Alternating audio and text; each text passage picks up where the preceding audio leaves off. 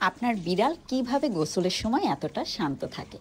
অধিকাংশ সময় এই জাতীয় প্রশ্ন আমি অনেক শুনতে পাই। বাটুল এবং ম্যাক্স যখন গোসল করে তখন খুবই স্বাভাবিক এবং শান্ত আচরণ করে থাকে। বিড়ালকে গোসল করানো কিন্তু আমাদের কাছে সবচেয়ে ভীতিকর একটি ব্যাপার। গোসল করাটা কিন্তু বিড়ালের জন্য অত্যন্ত ভীতিকর একটা ব্যাপার। আমরা যখন গোসল করাই কি কি ভুল করে থাকি সেটা আজকে আপনাদের সঙ্গে আলোচনা করব। প্রথম ভুলটা করি, আমরা একেবারে ঠান্ডা পানি নিয়ে বিড়ালকে গোসল করাতে চলে যাই। মনে রাখবেন, বিড়াল কিন্তু ঠান্ডা পানিকে প্রচণ্ড পরিমাণে ভয় পায়, যেই কারণে সব সময় উষ্ণ গরম পানি নিয়ে যাবেন তাকে গোসল করানো। বিড়ালকে বাথরুমে বা বারান্দায় যেখানেই গোসল করান না কেন, পানিটা আগের থেকেই প্রিজার্ভ করে নেবেন এবং গরম পানি মিক্স করে নেবেন, যেন সেই মুহূর্তে কোনোভাবে আপনাকে পানির কল ছেড়ে শব্দ করতে না। পানির কলের হঠাৎ করা শব্দটা তারা সব চাইতে বেশি ভয় পায়।